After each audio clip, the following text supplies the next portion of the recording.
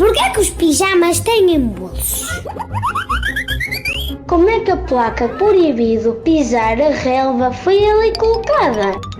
O homem pisou mesmo a lua? As grandes questões. As coisas lá no quarto estão assim palmurchinhas? A vizinha vai em camisa de dormir a recolher o pau? Tenha toda a ajuda que precisa. Sejam bem-vindos à reunião de família.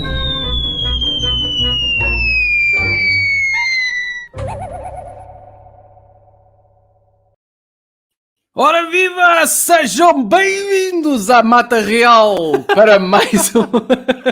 Não, na verdade... Um Passos de Ferreira Argoncilha. Um Passos de Ferreira.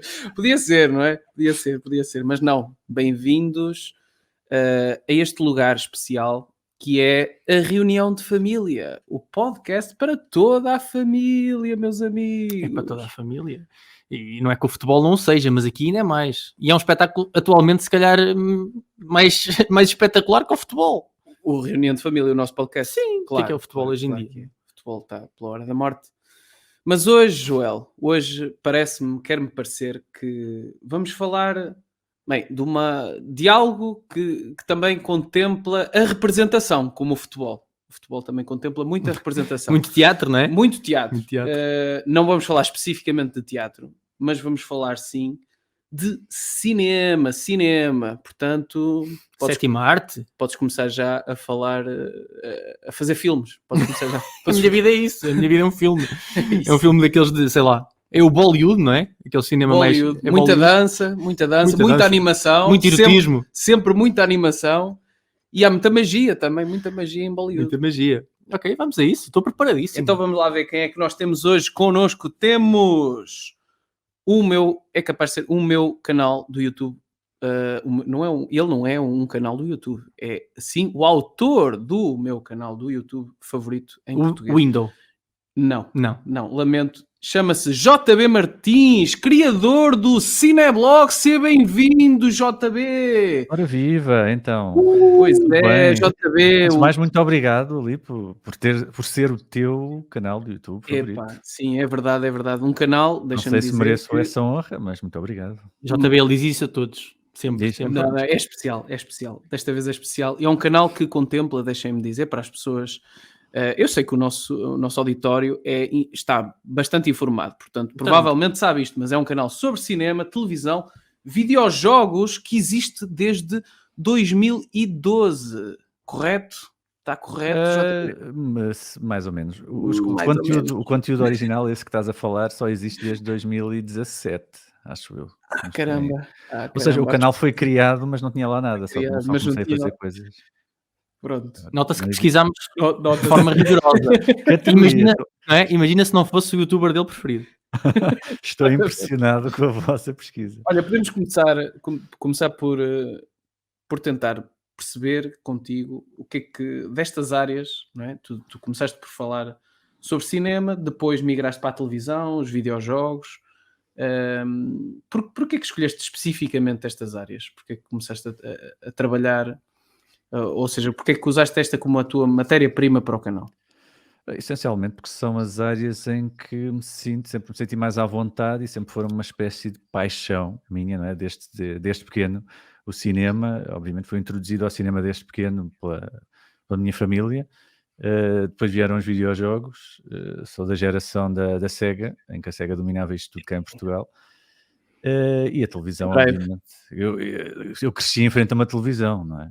Hoje em dia as crianças crescem em frente a telemóveis, eu cresci em frente a uma televisão, a tablets e telemóveis, por isso é normal. E depois isso foi evoluindo e fui investigando cada vez mais sobre o assunto, e depois também cheguei a um ponto em que percebi que aquilo que para mim eram temas que para mim, para a minha geração e para as pessoas que cresceram comigo, para os meus amigos, eram coisas normais, eram coisas que toda a gente sabia, que não havia ali nada, mas depois pus-me a perceber que, afinal, as minhas memórias podiam interessar alguma coisa para as novas gerações e que não era assim tão óbvio aquilo que eu me lembrava.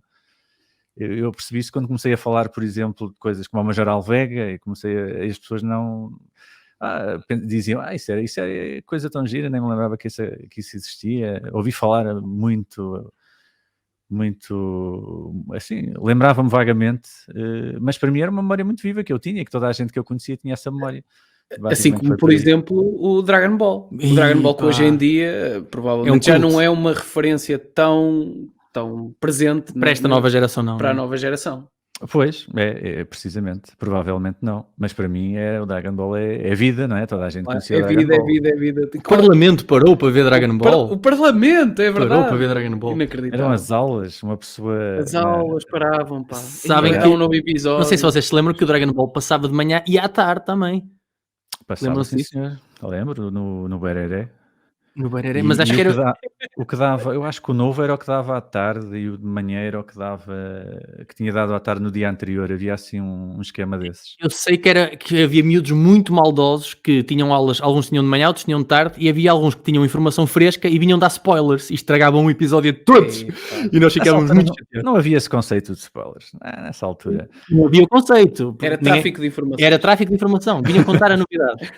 E eu lembro-me perfeitamente. Desculpa, de haver um miúdo que vinha contar e fazia a rodinha à volta dele e ele estava a contar o que é que se passava no episódio, no novo.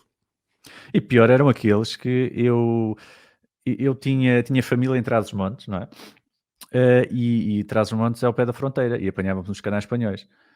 E havia malta que via o Dragon Ball por Espanha, que estava uma geração mais à frente, não é? Aqui ainda ia no Freezer, que agora é que se chama Frieza, é o nome. Agora tem de ser o japonês, senão já não és fã suficiente. Tem de ser o nome japonês. Tem que ser o Freezer. Aqui ia no Freezer e em Espanha já ia no Cell.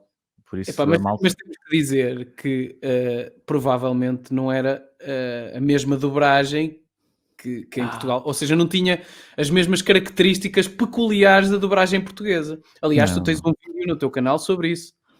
Tenho sim. Achas que isso, para quem não conhece o teu vídeo, não é? Conta-nos o que é que tu encontraste de mais peculiar na dobragem portuguesa. Foi a forma, o que eu gostei particularmente foi a forma genuína e caseirinha com que foi feita aquela dobragem, porque aquilo era meia dúzia de pessoas num estúdio que nem sabiam muito bem o que é que estavam a dobrar, não havia grande conhecimento sobre aquela série, sobre o que é que iria acontecer, iam improvisando à medida que iam fazendo, e os japoneses mexiam a boca de uma maneira e que eles tinham de fazer tempo, fazer falas só para corresponder. Para bater certo. E foi novela mexicana. Sim. Criou-se ali um ambiente engraçado, com piadas à cultura pop. A malta gosta sempre de referências à cultura pop, ao Big Show Sick, lembro que havia uma referência à Miss Portugal. Miss Portugal. Eu acho que aquilo foi uma forma de aligerar, porque o Dragon Ball era muito violento para a altura, não é? Para Portugal, que nós somos uns santinhos, não é? Eles dizem que sim, que foi aquilo. Nós também recebemos a versão francesa, que já era bastante censurada. Não sei se vocês já fizeram o exercício de ver a versão original e ver a francesa e ver a nossa. Não. Ou seja, depois do Ménage à Trois, o Dragon Ball foi a melhor coisa que a França nos trouxe. Não foi. Por acaso não foi, porque seria melhor se fosse o japonês. O japonês era bastante mais hardcore. Mas mesmo, tinha piadas super complicadas. A primeira temporada. Sexuais? Sim, a roçar ali. Eu recordo que havia ali um momento com a Bulma e o Son Goku. Sim, o Son Goku pequenino ainda, foi censurado, acho eu. Foi várias coisas. Havia uma personagem que já não me lembro bem qual era a motivação, mas que a motivação dele era uma coisa completamente, não era sexual, mas era por aí. E que cá aligeraram e inventaram outra história completamente para aquela personagem. Sabem qual é que devia ser essa personagem? Era o Tartaruga Genial! Não era essa. Não, era para ali era para aí o porco, o Long. Acho que era sim. Isto foi uma mistura de Tartaruga Genial com Cavaco Silva, não foi? É muito parecido. Aliás, eu não sei se tu sabias, mas era o Cavaco Silva que fazia a dobragem. Cavaco Genial. Era o Cavaco Genial, exato. Era o Cavaco Genial. O João não sabia disso. Mas pronto, criou-se isso no Dragon Ball e a malta gostou, e gostava muito. Eu lembro que aquilo foi mesmo uma loucura. Mas é uma coisa do seu tempo, por exemplo. Hoje em dia tentaram fazer a mesma coisa aqui há uns anos com o Dragon Ball Super e já não resultou tão bem. As pessoas agora estão mais intelectuais, já veem o japonês, já sabem como é que as coisas são. Claro. Na altura era... Aliás, eu posso falar da minha experiência. Por exemplo, eu vi um desenho animado que é o que tu também vias, não é? Samurai X. Tão bom. Comecei a ver Tão a bom. dobragem em português, mas agora já via japonesa e claro, já nunca mais volto à portuguesa. Há essa questão. No Batatune, não é? Vias no Batatune, Pois é. Batatune, pá. Também Pois muito é. violento para a época. O Samurai X. super, mais que o Dragon Ball. Muito mais que o Dragon Ball. Tu também vias, também eras fã. Não era assim muito fã, confesso, mas conhecia. Mas eu estou para começar essa série porque já tantas pessoas me falaram dela há pouco tempo. É tão boa a série. Agora passou para live action, não é? Passou para filme mesmo. Na E muito- Netflix agora tem uns projetos. Mas sim, Eu não conheço nenhuma série de animação que tenha ficado tão boa em filme mesmo real. Olha, a propósito de Netflix, e já que tocas nesse tema, o cinema tem-se vindo a transformar, não é? Agora usamos mais estas plataformas de streaming. Como é que tu vês essa mudança no panorama cinematográfico?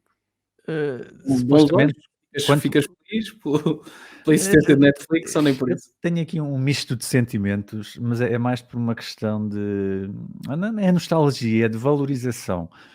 Que eu lembro quando é tudo muito mais acessível, não é? Hoje em dia tu vais à Netflix, tens lá filmes a dar com pau, tens séries, tens tudo, e vês 10 episódios seguidos se for preciso. Alguém te fala de um filme, tu vais à Netflix, está lá, podes ver, podes dar a tua opinião logo. Eu sinto que isso acaba por desvalorizar o conteúdo em si, que se torna mais descartável, porque as pessoas veem um filme hoje, amanhã já estão a ver outro, já não discutem o filme que acabaram de ver, já não querem saber daquele filme. Eu tenho essa sensação. Eu lembro, por exemplo, quando eu era miúdo, eu tinha filmes em cassetes, tinha pá, aí 6 ou 7 cassetes. Não tinha mais do que isso, tinha as da Disney, não é? E depois tinha o Regresso ao Futuro, tinha o Roger Rabbit, tinha o Querido Encolhi os Miúdos. Eram filmes que eu via até gastar. Eu ainda hoje estou a ver aqui. Quebra a fita. Eu tinha que passar a fita para trás. E depois havia aquele fenómeno de cortar os intervalos. Aquilo era gravado em VHS, chegava ao intervalo, cortava-se e depois voltava-se a meter a gravar quando aquilo voltava. E eu ainda hoje estou a ver o Regresso ao Futuro e sei precisamente onde é que havia um intervalo. Nesta cena era o intervalo que estava na minha cassete. Olha, mas foi uma coisa que o Covid também nos veio retirar um bocadinho das salas de cinema, que foi os intervalos. O que é que vocês acham? Intervalos sim ou não? Depende do filme. Os intervalos aborrecem um bocado se o filme for pequeno, não é? Uma pessoa está ali, pode quebrar o ritmo, muitas vezes é metido a meio de uma fala, como já aconteceu muitas vezes.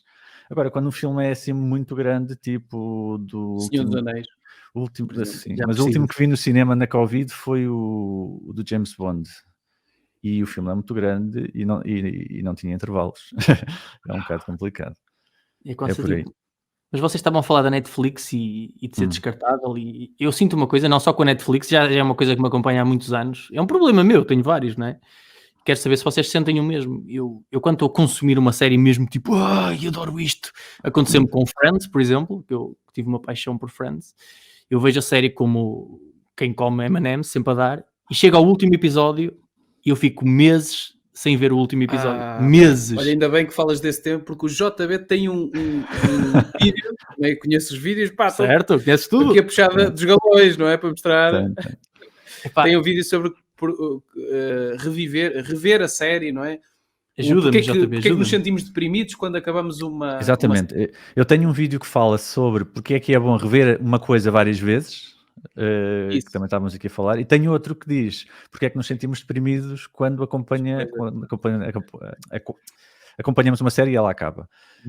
Nesse caso, esse é um vídeo mais arroçado a psicologia. Eu também meto-me aqui em assuntos que não domino totalmente. Mas neste podcast ninguém domina a psicologia. Não, pronto, ainda bem. Está relacionado com as amizades parasociais, os relacionamentos que nós criamos. Não sei se vos acontece com vocês. Estão a ver um podcast e depois sentem que são amigos daquelas pessoas. É isso.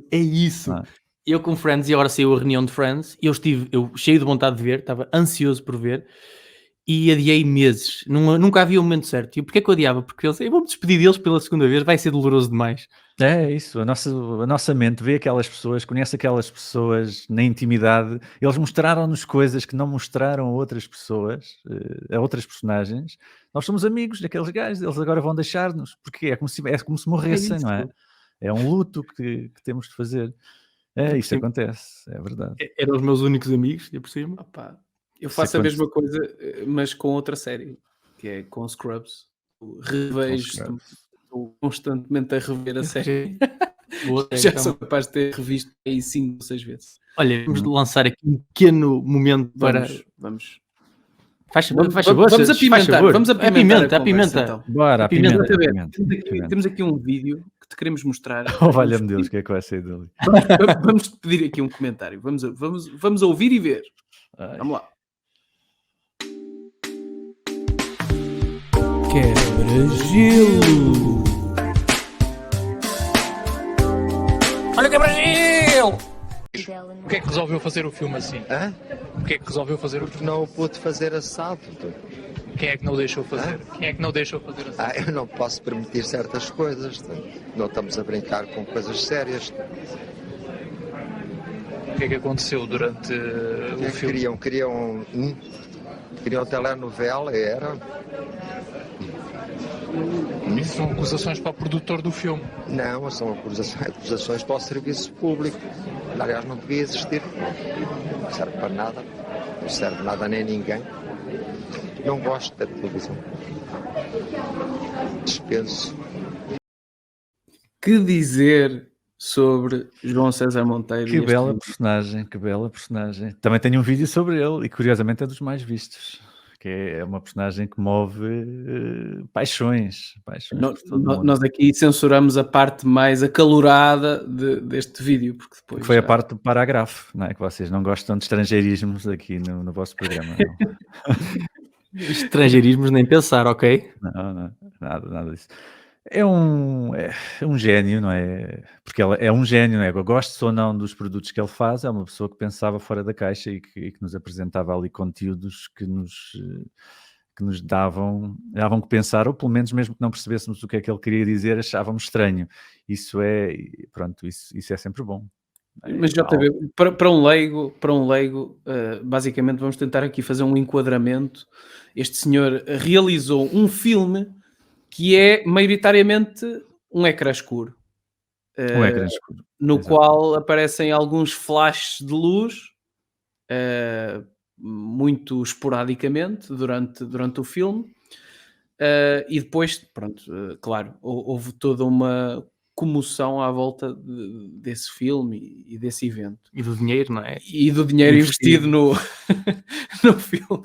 Como é que nós podemos, de certa forma, fazer uma análise ou defender aqui a honra Do defunto. Bem, uma coisa que é um pouco indefensável é o facto de estar a usar, o facto de ter dito que ia fazer um filme e apresentou-nos outro, e o orçamento que era suposto financiar um filme que afinal nunca existiu, não é? Isso é o único problema que eu vejo nessa questão.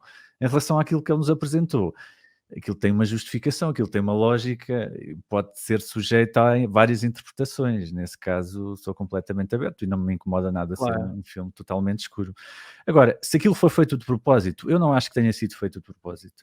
Eu acho que ele tinha um projeto que provavelmente, não sei se partiu da cabeça dele ou se foi o produtor que lhe tentou vender, que era fazer a adaptação da Branca de Neve, daquela versão daquele autor que morreu, e que até o filme começa com uma fotografia real do cadáver dele, não sei se sabem.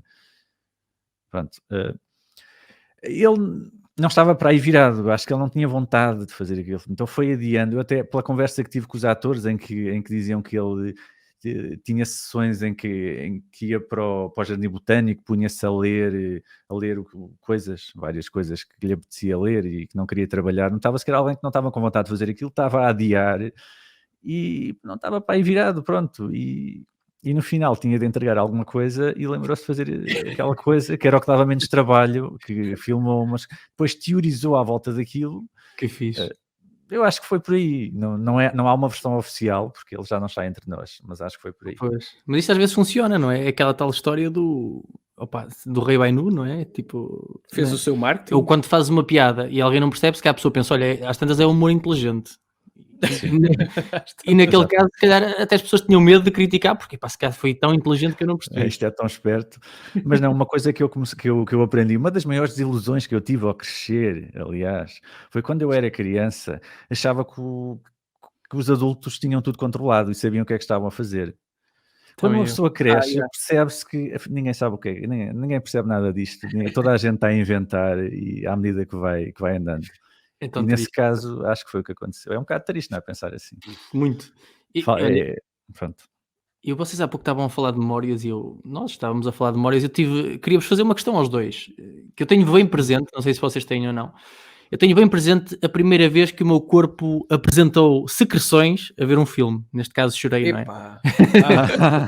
Ok. Não nos assustes, por amor de Deus. Não, Isto lembro-me é para toda a família, não é? Isto é para toda a família. Lembro-me reunião de perfeitamente família, pá. qual foi o primeiro filme que me fez chorar. Vocês lembram-se? O primeiro filme que me fez chorar é muito difícil É? dizer. Provavelmente foi Provavelmente o Rei Leão. Bambi. Provavelmente foi o Leão. Bambi. Ah, a sério? Então eu sou um cubo de gelo, se calhar.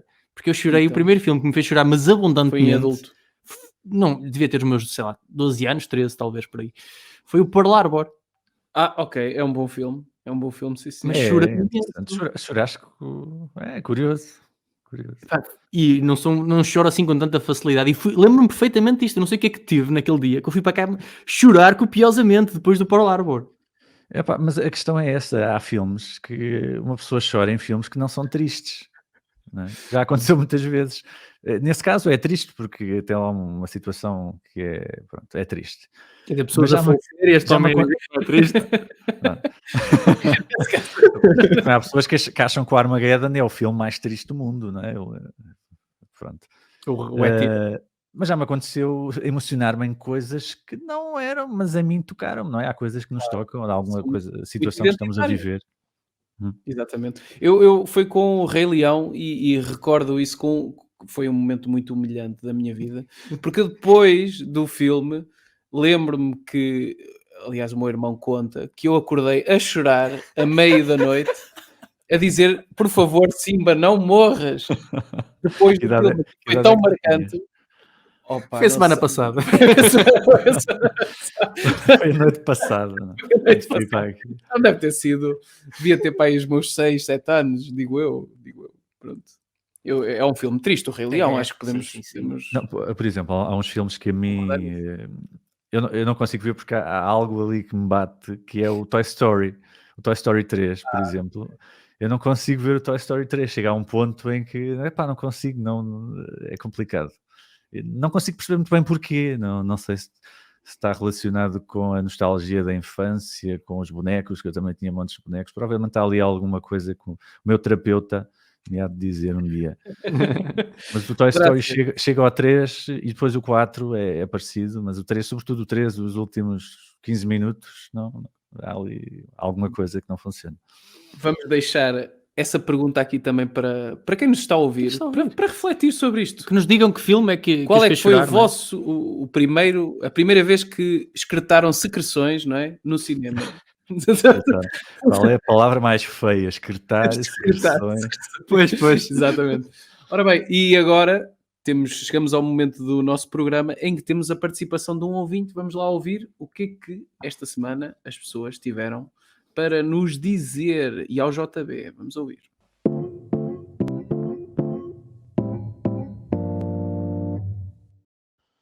Oi amigos, tudo bem? Daqui Tiago Amorim, também conhecido como Chefe Jamon. Quero fazer uma pergunta ao grande JB Martins, que é o seguinte: se ele tivesse um budget ilimitado, que filme é que ele gostaria de escrever e realizar? E quem é que entraria nesse filme? E já agora o que é que seria? E também se ia ter cenas de sexo. Obrigado e bem-aja. Caraças, pá. Grande Jamon. Grande Jamon que já participou num vídeo meu. Das pipocas, não é? Das pipocas, é verdade. Eu também já participei em dois, acho que foram 2. Eu vi. Foi o das pipocas também, que isso foi ali um crossover. Epá, esta pergunta é complicada. Ora bem, então, eu acho que em Portugal há montes de acontecimentos que ainda não foram e que nem podem porque exigem um orçamento que acho que em Portugal não existe para esse tipo de projetos. Mas existe, por exemplo, um filme baseado no terremoto de 1755. Acho que tem ali material interessante para ser um dramalhão muito porreiro. ou algo sobre os descobrimentos que nunca foi feito com os nossos protagonistas, não é? Temos aqueles filmes com o Colombo e companhia, mas os nossos Vasco da Gama e por aí não aparecem também. Também seria interessante. Gostaria. Atores, nesse caso, teriam de ser portugueses. Diz um que gostarias mesmo muito. Português? Sim, sim. Português. Deixa cá ver. Eu gosto muito. Gosto muito de todos. E a verdade é que estou aqui a pensar, acho que não seriam inacessíveis, não é? Pronto, o Nuno Lopes. Ok. Nuno Lopes é o maior. Sim, o Nuno Lopes. Pronto, o Nuno Lopes teria de entrar. Eu estava a pensar, eu ia-te dar tempo para tu pensares e relevar novamente aquele aspecto da pergunta do Jamão, que era se teria ou não cenas de sexo. Teria.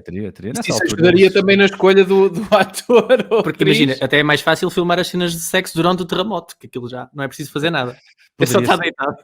Poderia ser a causa poderia ser precisamente um coito, não é? Um coito divino que causou... No cinema tudo é possível. Portanto. Imagina na escola os alunos a ter aulas, sabem como é que começou o terremoto? Ainda por cima aquilo foi no dia de Todos os Santos, há ali cenas religiosas, todos sabemos que isso dá, a religião e o sexo funcionam muito bem, não é? Podíamos ir por aí. Zeus com Afrodite. Zeus. Olha, mas deixa-me aproveitar que vocês estão a falar disto e já agora o JB está-nos a dever um vídeo de cinema a falar sobre cinema adulto. E eu quero lhe dar aqui uns tópicos que se calhar podem o inspirar.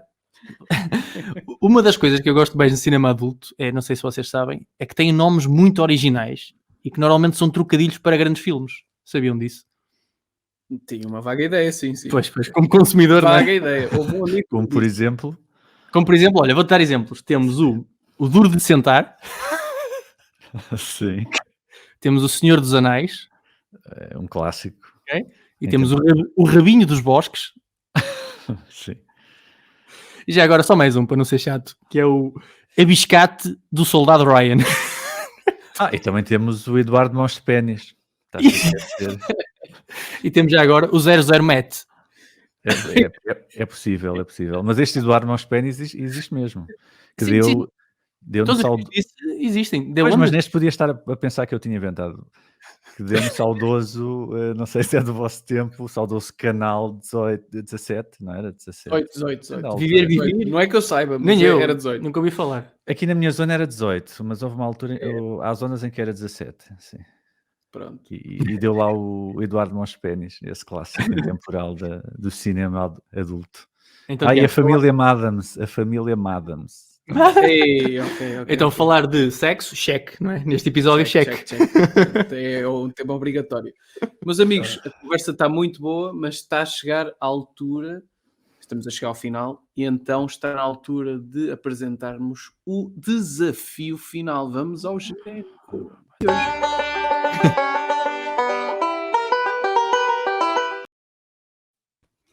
Ok, temos hoje preparado um desafio em forma de jogo e vamos pedir ao JB para estar atento, porque vamos dizer algumas frases muito, muito conhecidas, de filmes conhecidos, e vamos-te pedir para identificares... eu tenho um problema com isso, que é com os nomes. A minha cabeça não anda a funcionar muito bem com nomes, por isso é provável que eu me lembro... Na cabeça dos atores, mas pronto, o homem que ainda há pouco se lembrou do Eduardo Mãos de é para o que convém, Atenção seletiva. Muito bem. É para o que convém. Santiago, começo eu. Podes começar tu. Então, olha, este vai ser o único que vai ter o som mesmo. De resto, vamos ser nós a dizer os nomes. Então, cá vai. Olha lá uma coisa. Se tu não confessares, eu descubro. Se eu descobrir, tu estás fodido, mano. Mas estás tão fodido, meu agarrado da merda. Vou perguntar outra vez. Porquê que o mataste? Ora bem, que tal? Alguma dica? A dica é que é o Ivo Canelas. Não é? Boa. Obviamente que é o Ivo Canelas. E é provavelmente um filme que eu não vi porque eu não estou a reconhecer a fala. Então, é o Ivo Canelas do Callgirl. Certo, que esta é a primeira tentativa. Não deu. Mas... Não deu. Eu vi o Callgirl, mas caralho, já não me lembro. Vamos ao outro. Vou usar dos meus dotes de Vou falhar tudo, vou falhar tudo. Não, este vais conseguir, Força. Olha, vou fazer de conta que o Joel Diabo, vai-me beijar. é uma das personagens. It's not your fault. Will, it's not your fault. It's not your fault. Ok. It's not your fault. Então, nota-se ali ponderação. Ok. Ponderação. É pá, a ponderação. Pô, Fiz a melhor vocês, ponderação que sou. vocês estão a lixar, porque estão a pôr filmes. Eu sou um gajo que gosta. Pistas, vamos a pistas. Olha, Vocês- vocês é com É Matt provavelmente. Damon Sim. e Robin Williams. Acho que é o primeiro filme do Matt Damon, se não me engano. Sim, é o Good Will Hunting. Grande. Boa! Bom, Certíssimo! Não me lembro do nome em português, por acaso. O Bom Rebelde. Bom, Isso, well, exatamente. então vamos a agora um bocadinho mais fácil, penso eu. Que é I'm Your Father. Oh, caramba. Isso é o segundo. É o Império Contra-Ataque. Muito bem. Muito Olha, há bocado bem. esquecemos de falar da Jorrada das Estrelas. Olha, já agora, mais um. Essa é muito visual. Era escusado. É que vamos terminar o programa assim. pá. Vamos terminar com a Jorrada das Estrelas? Vamos terminar com isso. Eu não sei se as pessoas vão gostar, mas pronto. Diz mais uma fofinha de é um o que temos, filme. é o que Não tens temos. mais nada? É pá, metam-me os Imortais. A maior quote do cinema português. Os Imortais? Está tudo preso. Não é? Qual era que tu destacarias? Não É essa mesmo. Ok. É Então, essa. olha, vamos fazer diferente. Diz-nos uma frase, tu, para mim e para o Tiago, a ver se somos meninos para acertar ou não. Para onde vamos, não precisamos de estradas. Epá. Estradas, para onde vamos, não precisamos de estradas. Isto em inglês soa melhor. Não chegou lá. Roads, não. Não. Chama-se Roads o filme? Não, estava a dizer em inglês. Em inglês ok, ia ok, soar ok. melhor. Sim. Não me diz nada. Agora, Não. a nossa incapacidade cinematográfica a virou de cima. Satisfaz a nossa curiosidade. Não, é o primeiro Regresso ao Futuro. Pronto. Ora, Precisamente a última fala do filme. Fica essa recomendação. Queres deixar uma recomendação para quem nos está a ouvir? O Regresso ao Futuro é um. Para quem se é um quer clássico. apaixonar pelo cinema, deixa uma recomendação. Olha, o Regresso ao Futuro foi o filme que me fez apaixonar pelo cinema. O primeiro. Agora, rapidamente, se quiserem, faço aqui um faseamento, já que falámos da paixão do cinema. Claro. Normalmente perguntam-me qual é o teu filme favorito. Eu divido isto por fases. Houve fases em que teve um filme que me fez mudar a minha percepção do cinema. O Regresso ao Futuro foi o da infância. Eu vi o Regresso ao Futuro e imaginava-me um cientista no futuro a inventar. Aquilo foi um filme. Brincava com os Playmobil e essas coisas todas. Depois, quando estava mais adulto, lembro-me que vi o Pulp Fiction, que também foi um filme que fez ver, isto é possível no cinema. Eu estava habituado a um esquema, isto é uma coisa que vira completamente aquilo que eu pensei que fosse o comum. Isto vai para o passado, vai para o presente. Pronto. E depois foi provavelmente o Mulholland Drive, do David Lynch, que foi o primeiro filme do David Lynch que eu vi em 2003. Já foi um bocado tarde, mas que também me fez ver que havia outra maneira de fazer filmes. E por isso recomendaria estes três, se calhar. O Pulp Fiction, o Mulholland Drive e o Regresso ao Futuro. Não podiam ser mais diferentes. E nesta nota, vamos nos despedir com saudações cinematográficas. Um abraço. JB, muito obrigado. E obrigado eu pelo convite. Ao JB por foi incrível. ter esta disponibilidade. Vocês já tiveram aqui convidados tão bons e foram-me convidar um gajo que ninguém conhece, por isso. Olha, eu digo sinceramente, eu passava o episódio todo, até mais, a falar sobre o Dragon Ball contigo. Estás à espera da... Tu chegaste a ver o Super? O Dragon Ball Super? Cheguei não todo, mas a nostalgia fez-me aguentar uns 20 episódios, vamos dizer, 20. Só a nostalgia. Pronto, a última temporada, porque também tem 3 ou 4 fases. Pronto, a última fase, os últimos 2 episódios são muito bons. Ao nível de nostalgia, aquilo é espetacular. Sério? Ok, mas tu gajo para só que tens de gramar com a temporada toda, aquilo são 100 episódios, mas os últimos 130 e tal, acho eu.